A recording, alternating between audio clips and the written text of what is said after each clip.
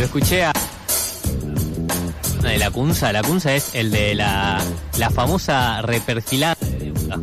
Aquella histórica frase que quedó después de las PASO de 2019. Fue ministro de Economía de Macri y fue ministro también de María Eugenia Vidal en la provincia de Buenos Aires. Decir que cualquier gobierno que tuvo que haber asumido después de Alberto Fernández tenía que hacer un recorte de estas magnitudes.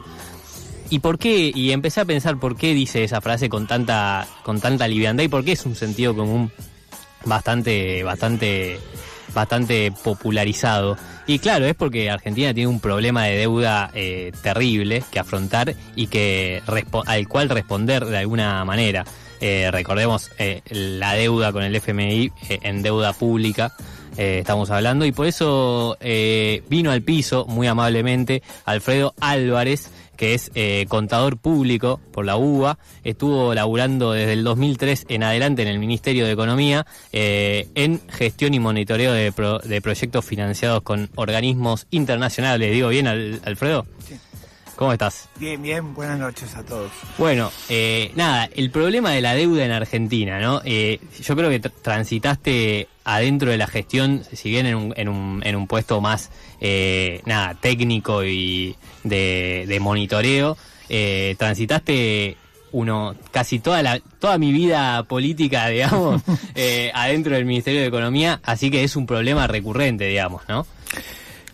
Sí, es un problema que viene de muchos años, el cual tuvo varios hitos, ¿no? Pero si uno quiere darle un punto de comienzo a la problemática de deudas, sin lugar a dudas se da durante la dictadura militar. Para tener una idea, cuando se va el gobierno constitucional en el 76, el nivel de deuda externa, exclusivamente deuda externa, estaba entre los 8.000 y 9.000 millones de dólares. Y cuando se va la dictadura en el año 83, estaba alrededor de 45.000 millones de dólares. Pero un número muy parecido al que termina siendo el último préstamo del FMI para Macri, ¿no? Sí, el préstamo con el FMI que era mayor, es del año 2018 aproximadamente, eran de 50.000 millones de dólares.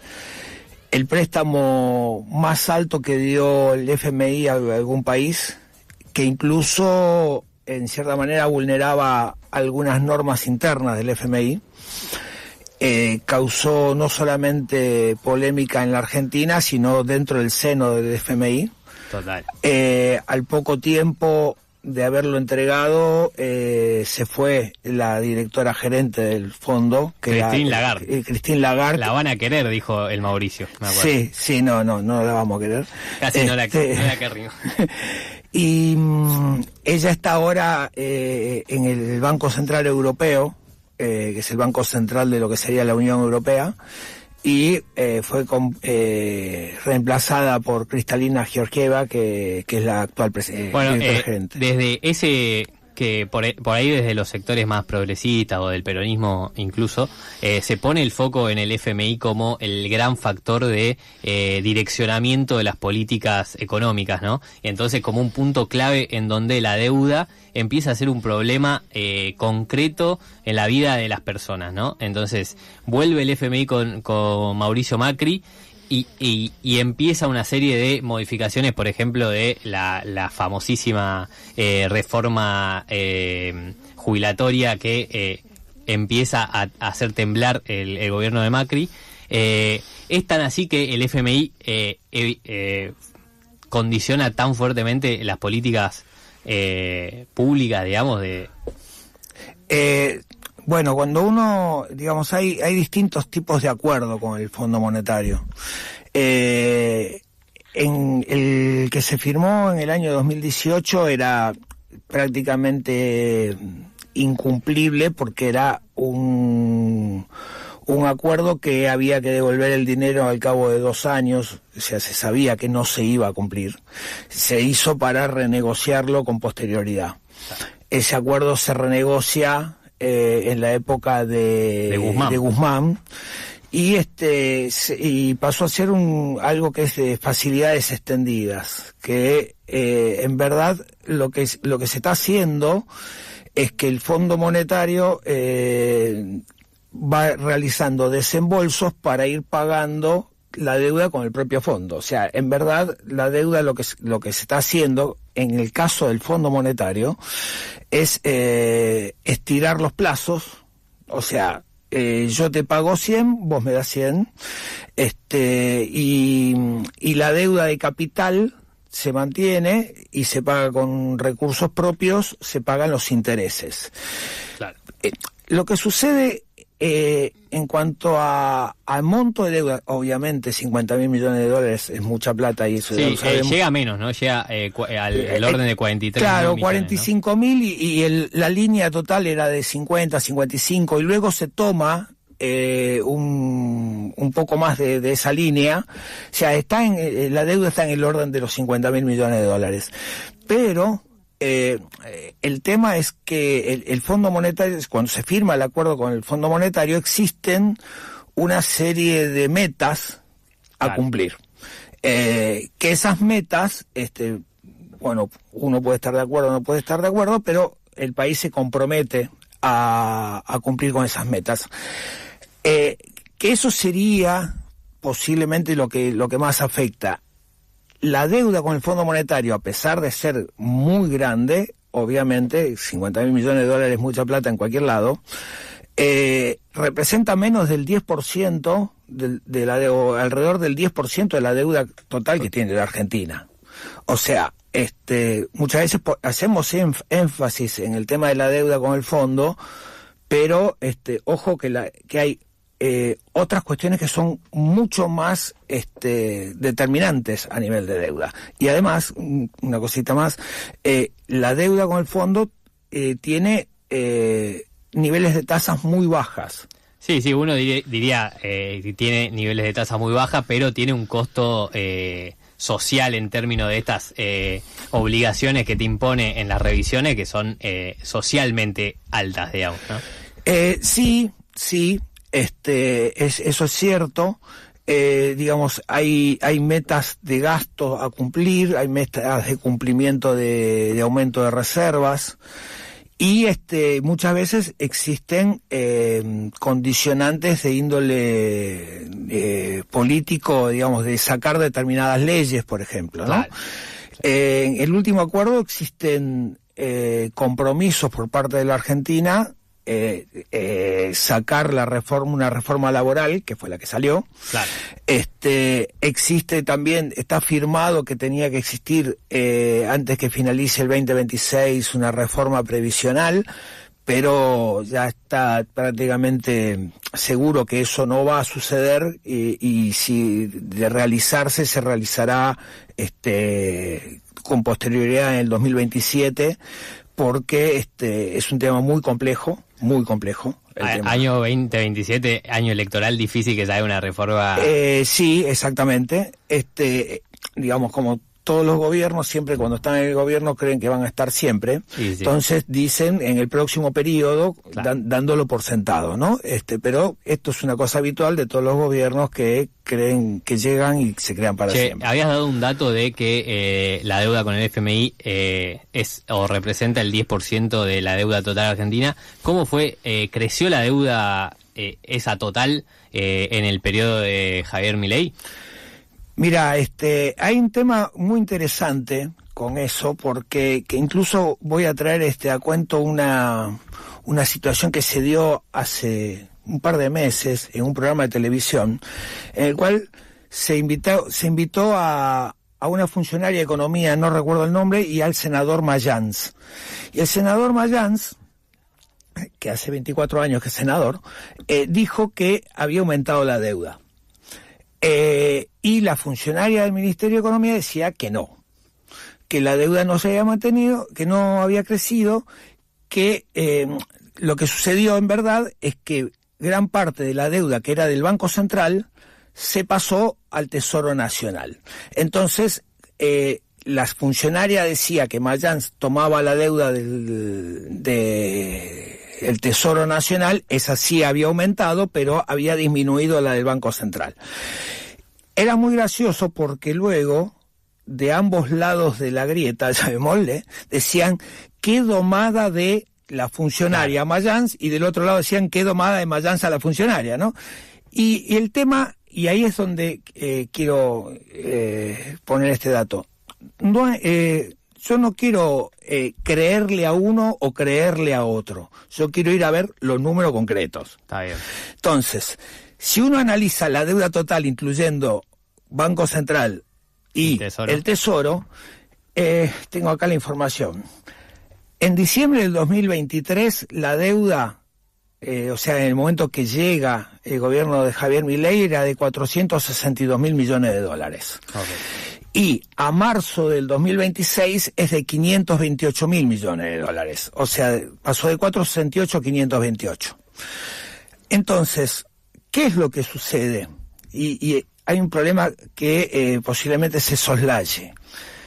Que la deuda, cuando muchas veces hacemos referencia a la deuda externa, la deuda externa no tiene que ver con quién es el acreedor, sino en qué moneda está denominada. Claro. Entonces, si está en moneda local, es deuda local; si está en moneda extranjera, es deuda externa. Sí. Deuda externa que si yo compro un bono en dólares, yo soy un acreedor externo, sería, ¿no? Uno diría que es preferible estar más endeudado en pesos que en dólares, ¿no? Bueno. Uno tiene la maquinila, la maquinola de la felicidad. Perfecto, pero y ahí justamente nace el problema. ¿Por qué? Porque la deuda en pesos está ajustada por ser, o sea, por inflación. Claro. Entonces, como la inflación fue muy superior a la devaluación, la deuda en dólares creció. Exactamente, como la inflación en dólares en todos los productos. Exactamente, si uno va a comprar un paquete de yerba, en términos de dólar, le sale más caro ahora que hace un año. Entonces, tenemos que tener en cuenta que el dólar está más barato que en enero, en este momento, y la inflación en estos 4 meses fue de aproximadamente un 12%, 13%. 13%. Entonces, sí, si uno ve la curva del precio del dólar y la curva de la inflación, te das cuenta de la magnitud de la inflación en dólares que estamos teniendo. No, claro, es tremendo. Por eso, uno, por ejemplo, incluso el salario de uno tiene mayor salario en dólares. Claro, las jubilaciones son mayores en dólares. Sí. El problema es que uno lo gasta acá, no lo gasta en Estados Unidos, sí. ¿No? Entonces, pero a nivel de deuda del Tesoro, por ejemplo, tenemos que el 60% de la deuda está nominada en pesos y el 40% en dólares. Entonces, eso hace que crezca la deuda en dólares. Claro. Y ahí es donde llegamos a los 500 y pico mil millones de dólares. Por eso, lo que yo decía del fondo, si bien es verdad el tema de los condicionantes, a nivel de monto de deuda, la deuda del fondo es el 10%. Claro, no es la más representativa, digamos. No, claramente. Y por eso uno hace hincapié a veces en el tema del fondo, y posiblemente el problema de la deuda en sí se pasa por otro lado, y los grandes beneficiarios es el sistema financiero. Claro. Sistema financiero local. Que recordemos que es uno de los 3-4 ganadores que tiene este modelo, ¿no? Eso desde ya. Que me gusta esta idea que vos planteabas desde un principio, que bueno, el problema de la deuda en Argentina aparece después de la dictadura, ¿no? Como diciendo, ya no vamos a poder implantar este modelo de básicamente de romper la industria nacional, porque también si vos cruzás el dato de la destrucción industrial que se produce en la dictadura, si no lo vamos a poder hacer por el lado de implantar una dictadura que además genocida, ¿no? Bueno, lo hagamos por el lado de la deuda, ¿no? Porque es básicamente el argumento que tiene la CUNSA para decir, loco, había que hacer un ajuste igual porque hay una deuda de esta magnitud, ¿no? Claro, pensemos, hay una situación, esa es la situación de arranque. Hay un proceso de estatización de deuda que se da en el año 81 de la mano de Domingo Cavallo. Cavallo era presidente del Banco Central en ese momento. Entonces, se estatiza la deuda, entonces deuda que era privada pasa a manos del Estado. Esa deuda, que era básicamente con bancos extranjeros, en el año 92 se produce una situación que es el Plan Brady, en el cual, como para sacar el riesgo que tenían los bancos extranjeros, aparece el tema de los bonos. Los países emiten bonos, entonces cualquier ciudadano del mundo puede tener bonos y es un acreedor, y se sacó el peso de la deuda de los países especialmente emergentes de la mano de que caía en cabeza de los bancos. Claro. Entonces, a partir de ahí comienza la deuda muy fuerte. De hecho, es la causa de la caída del gobierno de la Rúa, porque hay un tema muy importante, que yo siempre lo comento, que es, recordemos que hubo un presidente que se fue en helicóptero de la Casa Rosada con deflación. Sí, totalmente. Con precios que caían. O sea, no se fue por un estallido inflacionario. Claro. El problema era otro en ese momento. Distinto fue el caso de Alfonsín, que sí tuvo una crisis hiperinflacionaria, pero el gobierno de la Rúa se va con deflación. Que de hecho después del 2001 pasa también una estatización de deuda privada, ¿no? Menor por ahí que la de Cavallo, pero también hay algunos sectores que, por ejemplo, el Grupo Clarín, ¿no? Claro, pero digamos, ahí se da una situación que es también muy perversa, que es lo siguiente.